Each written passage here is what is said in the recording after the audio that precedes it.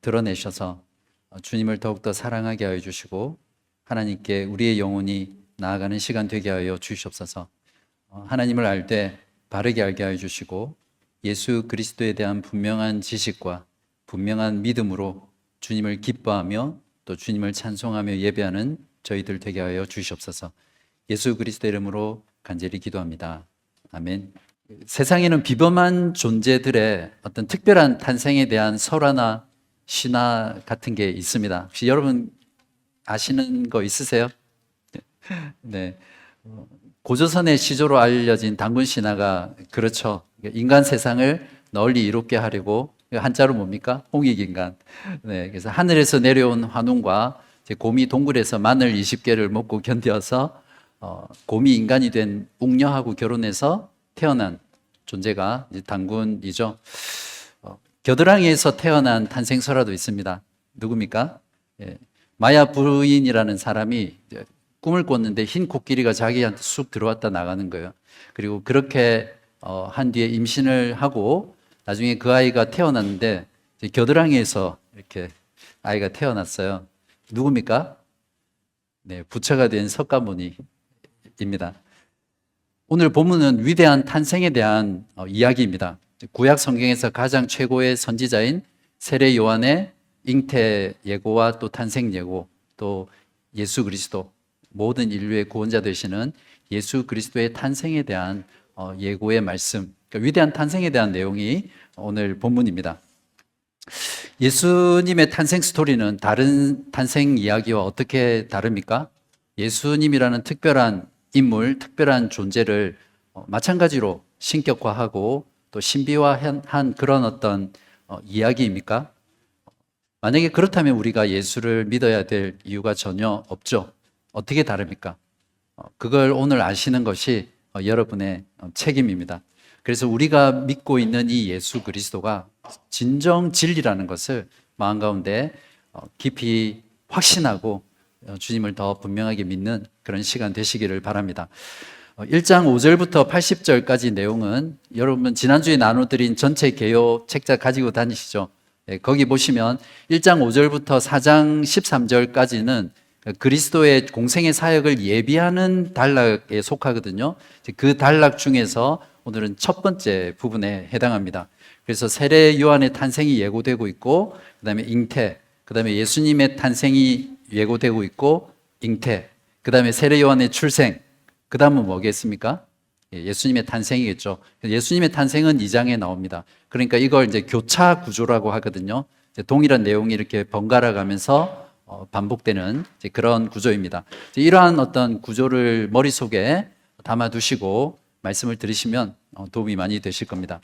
1장 5절부터 이제 보십시오. 여러분 성경책 꼭 꺼내셔서 또 전자성경 꺼내셔서 보시면서 따라오셔야 됩니다. 때는 바야흐로 헤롯이 유대의 왕으로 있었을 때입니다.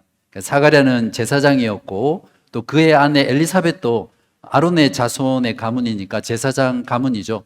그 당대의 최고의 명문 가문이라고 할 수 있습니다. 심지어는 이 부부는 신앙적으로도 최고의 사람들이었습니다. 하나님 앞에서 의인이라고 그렇게 평가받을 정도로 영적으로도 최고의 사람들이었습니다. 그러나 밖에서 보면 완벽해 보이는 가정도 실제로 그 안에 가보면 문제없는 가정이 없잖아요. 그래서 이젠 노부부가 된 이 두 사람에게도 나이가 이제 아이를 가질 수 없을 만큼 많이 들었지만 자식이 없다는 그런 문제가 있습니다. 그러던 어느 날 제사장이었던 사가랴가 순번이 돼서 제사장 사역을 하게 됩니다. 평소처럼 사가랴는 성전에 들어가서 분향단에서 이제 향을 피웠죠. 그리고 나머지 백성들은 제사장이 나와서 축복 기도를 하기까지 밖에서 기다리고 있었습니다. 바로 그때 갑자기 주의 천사가 사가랴의 눈앞에 나타납니다. 정말 많이 놀라고 무서워서 떨고 있는 그 모습을 보고 천사가 사가랴에게 이렇게 말합니다. 13절부터 17절까지입니다. 사가랴여 무서워하지 말라. 너의 간구함이 들린지라. 내 아내 엘리사벳이 내게 아들을 낳아주리니 그 이름을 요한이라 하라. 너도 기뻐하고 즐거워할 것이요 많은 사람도 그의 태어남을 기뻐하리니. 아기의 탄생은 그 부모에게나 또 주변의 모든 사람들에게 기쁨이 됩니다. 이제 더더구나 늙은 나이까지 아이를 갖지 못한 그런 상황에서 아이가 태어난다는 것은 기적이나 마찬가지이기 때문에 정말 기쁜 일이죠. 그런데 이 다음 구절을 보면 그 기뻐하는 이유가 좀 다른 이유입니다. 15절을 보시면 이는 그가 주 앞에 큰 자가 되며 포도주나 독한 술을 마시지 아니하며 모태로부터 성령의 충만함을 받아 이스라엘 자손을 주 곧 그들의 하나님께로 많이 돌아오게 하겠음이라.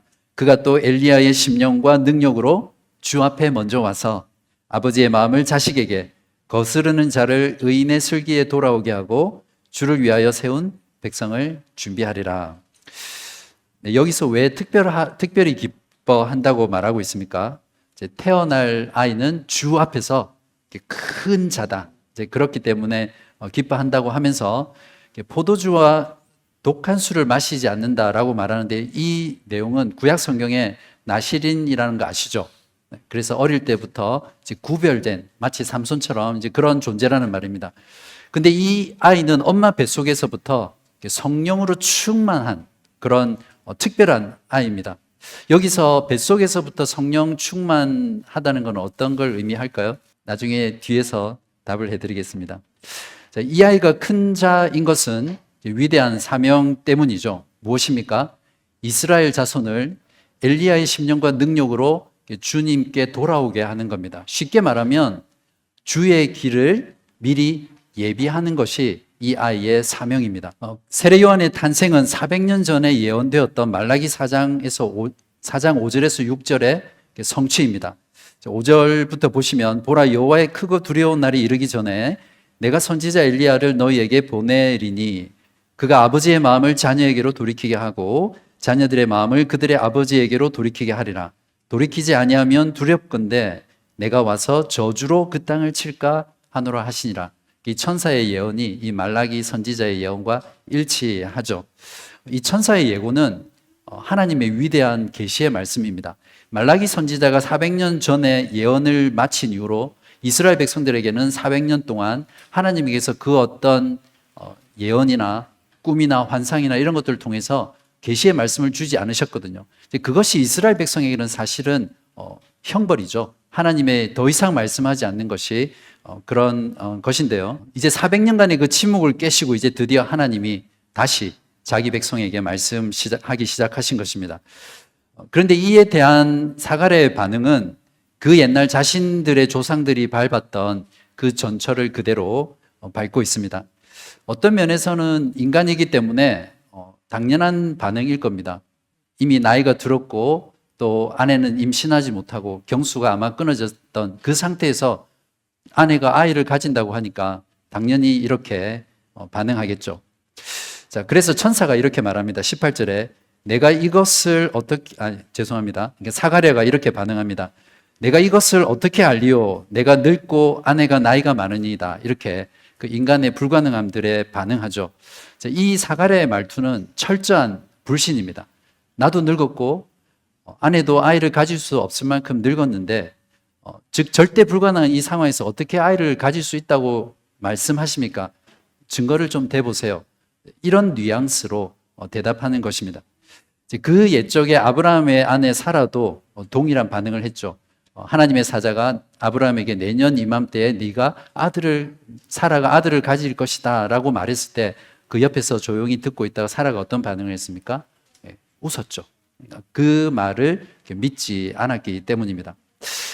하나님께서 하신 말씀은 반드시 그대로 성취된다는 그 하나님의 전능함에 대한 믿음보다 자기 자신의 불가능함, 자기 자신의 한계, 또 현실적인 그 문제에 시선이 집중되어 있기 때문에 하나님의 이 위대한 계시의 말씀에 대해서도 이렇게 불신으로 반응할 수밖에 없었습니다. 우리들도 이렇게 종종 불신 가운데 빠질 때가 있죠. 하나님의 말씀이 반드시 이루어질 것이라는 것을 믿는 그 믿음보다는 지금 내가 처한 그 현실의 문제, 또 자신의 한계, 인간적인 조건에 나의 시선이 고정되어서 하나님을 불신하는 때가 있죠.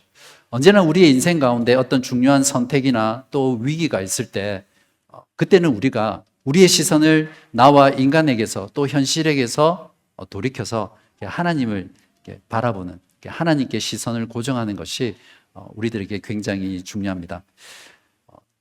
7절에 보시면 엘리사벳이 잉태를 못함으로 라는 그 엘리사벳의 불임을 말해주고 있고, 또 두 사람의 나이가 많더라라는 것으로 생식이 불가능하다는 이 상태를 이중적으로 묘사하고 있습니다. 그러니까 불가능한 것이 두 개가 겹치면 어떻게 되죠? 그러니까 절대 불능의 상태라는 것을 말합니다. 성경에서 나타나는 이러한 여인의 불임의 내러티브 이야기는 하나님께서 어떤 큰 일을 행하실 때, 또 위대한 임무를 이스라엘 백성 가운데 주실 때 자주 나타나는 그런 하나의 패턴이죠. 어떤 것들이 있습니까? 그러니까 사라의 불임 가운데 태어난 이삭, 라헬의 불임 가운데 태어난 요셉, 또 한나의 불임 가운데 사무엘이 태어나죠. 벌써 이미 구약 성경을 알고 있는 독자들에게는 이러한 장면들을 보면 하나님께서 엘리사벳의 불임을 통해서 뭔가 위대한 일을 행하시겠구나, 또 위대한 인물이 태어나겠구나, 이런 것들을 우리가 기대할 수 있겠죠. 바로 이것이 하나님께서 일하시는 방식입니다. 인간이 교만해져서 자기 능력으로 자기 지혜로 했다고 하지 못하도록 하나님께서는 철저한 그 인간의 불능 상태를 조건으로 하고 전제로 해서 하나님께서는 일하십니다. 그래야만 하나님의 영광이 드러나고 이 모든 것이 오직 하나님에 의해서 이루어졌다는 것을 고백하기 때문입니다. 여리고 성이 무너졌을 때 이스라엘 백성들이 한 것이라고는 그냥 성 주위를 뺑뺑 돌다가 마지막에 나팔을 분 것밖에 없습니다. 바로 그것으로 여리고 성이 무너졌죠. 미디안과 싸우기 위해서 모였던 그 3만 2천 명의 그 이스라엘 백성들이 하나님께서 추려서 완전히 무능력한 군사로 만든 뒤에 그 300명으로 미디안을 크게 이기는 그러한 하나님께서 역사를 일으켰습니다.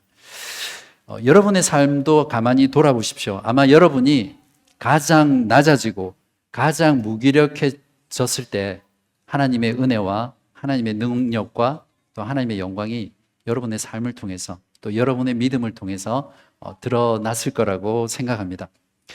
저는 바른교회도 마찬가지라고 생각하거든요. 우리의 지혜와 능력과 또 우리의 프로그램, 우리의 헌신으로 우리 교회가 성장하고 자라간다면 우리 스스로 교만해지겠죠.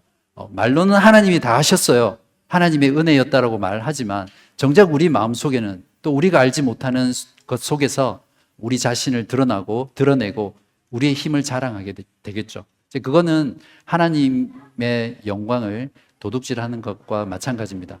저는 바라기는 우리의 연약함, 또 우리의 무기력함, 우리의 자금, 우리의 부족함, 오히려 그것으로 인해서 하나님께서 더 높아지시고 하나님의 영광이 드러나고 정말 그런 불가능 속에서 모든 것이 하나님이 하셨구나, 그런 경험들을 우리가 체험할 수 있는 바른 교회가 되기를 간절히 바랍니다. 사가랴의 불신에 대해서 천사는 이렇게 대답합니다. 19절입니다. 나는 하나님 앞에 서 있는 가브리엘이라. 이 좋은 소식을 전하여 너에게 말하라고 보내심을 받았노라. 20절에 보시면 보라, 이 일이 되는 날까지 내가 말 못하는 자가 되어 능히 말을 못하리니 이는 내가 내 말을 믿지 아니함이거니와 때가 이르면 내 말이 이루어지리라. 사가랴는 하나님의 말씀에 대한 불신 때문에 이 말이 성취될 때까지 말을 못하게 됩니다. 1장 뒷부분에 가시면 사가랴는 말을 못한 것뿐만 아니라 이렇게 듣지도 못했다는 것을 우리가 알 수 있거든요. 그렇지만 하나님은 이제 그러한 인간의 불신과 상관없이 하나님의 말씀의 예언대로 하나님의 때에 엘리사벳이 드디어 아이를 가지도록 잉태하도록 만드셨습니다. 위대한 잉태라고 할 수 있죠. 왜냐하면 인간의 전적인 불능 속에서 오직 하나님의 능력으로 그 생명이 창조되었기 때문에 그렇습니다. 이제 천사 가브리엘은 또 다른 한 여인을 찾아가서 예수님의 탄생을 고지합니다. 마리아는 갈릴리 나사렛이라는 동네에 살고 있고요. 지금은 나라가 쫄딱 망해서 몰락한 왕가인 다윗 가문의 후손인 요셉과 약혼한 그런 상태입니다. 누가는 여기서 마리아를 약혼한 처녀라고 이렇게 이중적으로 예수께서 동정녀, 즉 처녀에게서 나실 것이라는 것을 강조하고 있습니다. 30절부터 33절을 보시면 천사가 이르되 마리아여 무서워하지 말라. 내가 하나님께 은혜를 입었느니라. 보라, 내가 잉태하여 아들을 낳으리니 그 이름을 예수라 하라. 그가 큰 자가 되고 지극히 높으신 이의 아들이라 일컬어질 것이요 주 하나님께서 그 조상 다윗의 왕위를 그에게 주시리니 영원히 야곱의 집을 왕으로 다스릴 것이며 그 나라가 무궁하리라. 이 단락은 참 중요한 단락인데요. 처녀 마리아를 통해 태어날 그 아들 예수가 누구인지 어떤 분인지를 5가지로 우리들에게 제시해 주고 있습니다. 첫 번째는 이름이 예수입니다. 예수라는 이름이 어떤 뜻입니까? 마태복음 1장 21절에 보면 예수라는 것은 여호와는 구원이시다 이런 뜻이거든요. 그러니까 조슈아, 구약 성경에서 조슈아라는 것하고 같은 말입니다. 호세아도 마찬가지고요. 즉 자기 백성을 그들의 죄에서 구원할 자, 그것이 예수라는 이름의 뜻입니다. 벌써 그 이름 속에 예수님이 누구인지 잘 담겨 있죠. 두 번째는 큰 자가 될 자인데 지극히 높으신 이의 아들입니다. 여기서 지극히 높으신이라는 것은 하나님을 가리키죠. 하나님 아버지를 가리키는 표현입니다. 세례요한도 15절에서 큰 자가 될 것이라고 했지만 76절에 보시면 세례요한은 지극히 높으신 이의 아들이 아니라 선지자 이렇게 표현되어 있습니다. 그러니까 예수님의 지극히 높으심은 세례요한의 지극히 높으신 것과 지극히 높은 것과 다른 거죠. 예수님 그분은 지극히 높으신 자의 아들이시기 때문에 하나님 아버지와 동등된 분이시고 그분과 같은 본질을 가지신 하나님이시죠. 그러나 세례요한은 지극히 높으신 자의 선지자이기 때문에 인간입니다. 그래서 이 세례요한과 예수 그리스도는 비교할 수 없을 만큼 예수 그리스도는 더 큰 자이고 더 위대한 분이시죠. 자, 세 번째는 하나님으로부터 다윗의 왕위를 받으신 분이시고요. 하나님의 나라의 백성을 다스릴 것이 네 번째고 마지막 5번째는 그 나라가 영원히 지속된다는 그 내용을 이 부분에서 우리에게 주고 있습니다. 우리는 이러한 부분에 있을 때 그냥 지나쳐서는 절대 안 됩니다. 오히려 성경은 우리에게 무엇을 믿을 것인가를 자주 강조하고 있거든요. 우리가 믿고 있는 이 예수가 누구이신지 바로 이러한 본문에서 멈춰서서 그 말이 무슨 뜻인지 이 예수가 누구신지를 묵상하고 생각하고 사색하는 것이 정말 우리들에게 신앙에 중요합니다. 자, 이 모든 사실은 오늘 우리 임종아 교우님께서 봉독하셨던 구약 성경 사무엘하 7장 1절부터 12절의 그 말씀, 하나님께서 나단 선지자를 보내서 다윗 왕에게 약속하셨던 그 약속의 말씀이 이제 이 예수 그리스도의 탄생을 통해서 성취된다는 것을 보여주고 있습니다. 지난 시간 말씀 기억나시죠? 누가복음을 기록한 두 번째 목적이 무엇이었습니까?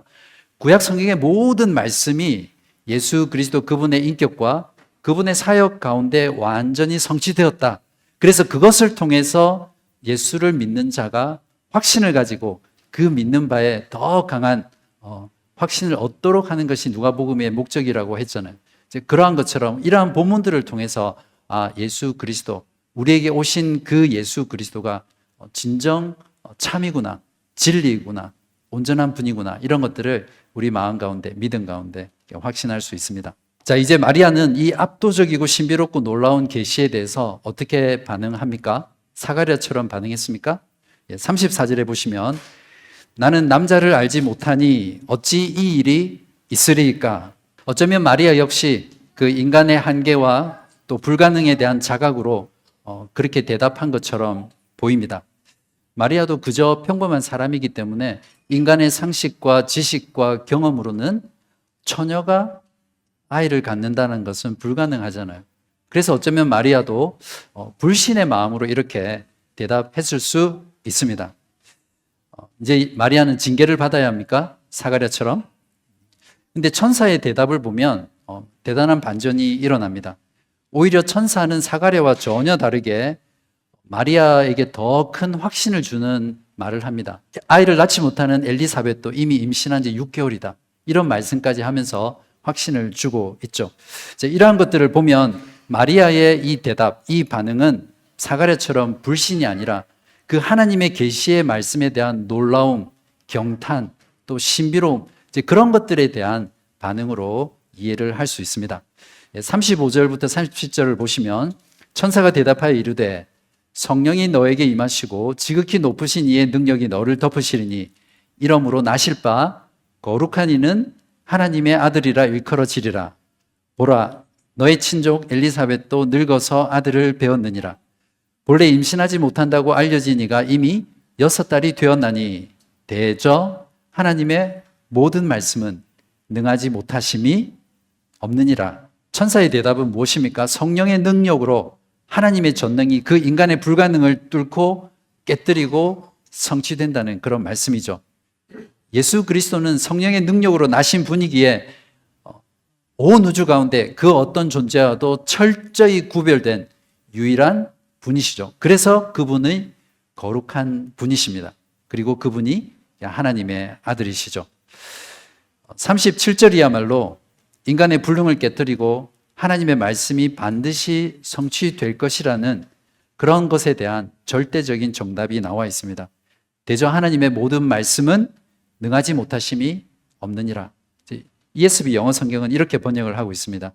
Nothing will be impossible with God. 하나님이 전능하시기 때문에 하나님의 입에서 나온 모든 말씀, 하나님의 모든 계시, 하나님의 성경에 있는 모든 말씀은 반드시 그대로 이루어진다는 것을 우리가 확신하고 믿고 그 믿음 가운데 살아갈 수 있습니다.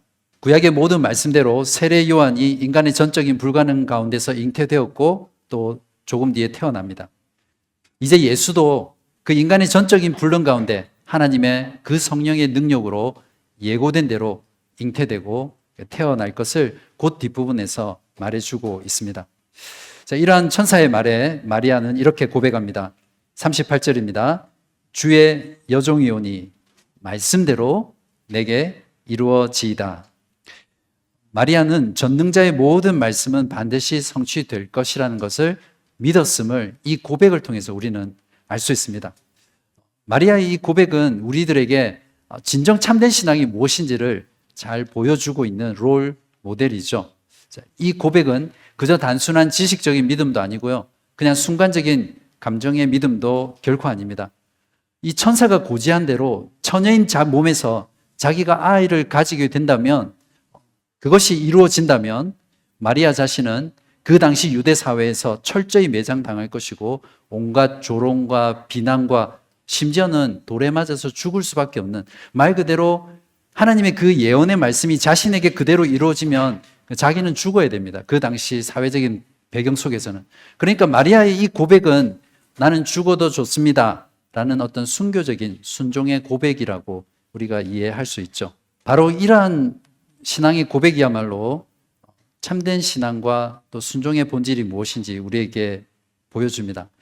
여러분도 신앙생활 하는 가운데 하나님의 말씀이 그대로 나에게 이루어지면 나에게 더 많은 희생, 더 많은 고난, 또 더 많은 어려움들이 찾아올 것이 분명한데도 여러분 이 마리아처럼 고백할 수 있으세요? 하나님의 말씀이 나에게 이루어지이다.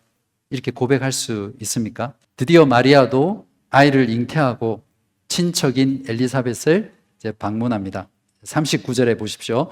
이때 마리아가 일어나 빨리 산골로 가서 유대 한 동네에 이르러 사가랴의 집에 들어가 엘리사벳에게 문안하니 엘리사벳이 마리아가 문안함을 들으매 아이가 복중에서 뛰노는지라 엘리사벳이 성령의 충만함을 받아 큰 소리로 불러 이르되 여자 중에 내가 복이 있으며 내 태중의 아이도 복이 있도다.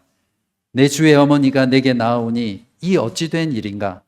보라, 내 문안하는 소리가 내 귀에 들릴 때에 아이가 내 복중에서 기쁨으로 뛰놀았도다. 주께서 하신 말씀이 반드시 이루어지리라고 믿은 그 여자에게 복이 있도다. 이 장면은 오늘 본문에서 클라이막스입니다. 세례 요한과 예수를 그 뱃속에 품은 두 여인이 지금 서로 만나서 서로 기뻐하고 또 서로 찬양하는 그런 장면이죠. 마치 두 개의 파워 스테이션이 서로 만나서 엄청난 에너지를 발산하는 것과 같은 그런 장면입니다. 엘리사벳도 성령의 충만함을 받고 또 엘리사벳의 뱃속에 있는 그 아이도 성령의 충만함을 받아서 마리아의 뱃속에 있는 그 아기 예수를 찬송하고 경배하고 기뻐하는 장면이 바로 이 장면입니다. 마리아 역시 엘리사벳의 그러한 찬양에 대해서 동일한 찬양의 노래로 기쁨 가운데 고백하고 있습니다. 그것이 46절부터 56절까지인데요. 흔히 마리아의 찬가라고 알려져 있는 내용입니다. 이 찬가의 내용 역시 성령의 계시에 따라서 하나님의 그 계시가 성취된 말씀으로 그 구원자가 우리 가운데 오셨음을 기뻐하는 내용으로 가득 차 있습니다. 기쁨이야말로 참된 신앙이 가진 정서입니다. 누가복음 1장 전체는 이 기쁨을 모티브로 하고 있거든요. 엘리사벳의 기쁨, 그 뱃속에 있는 그 아이의 기쁨, 또 마리아의 기쁨, 이런 모든 것들이 기쁨을 노래하고 있습니다. 이들 모두의 기쁨의 원천은 무엇입니까? 지극히 높은 자의 아들, 구원자 메시아 예수 그리스도, 그분이 잉태되었고 그분이 태어날 것이라는 것 때문에 기뻐한 것입니다. 단순히 자기들이 아기를 임신했기 때문에, 가졌기 때문에 기뻐한 것이 아닙니다. 이 장면은 마치 기쁨의 폭탄이 폭발해 버린 것 같은 그런 장면입니다. 한번 여러분 자신을 돌아보십시오. 여러분은 언제 정말 기뻐하세요? 여러분은 언제 정말 크게 기뻐합니까?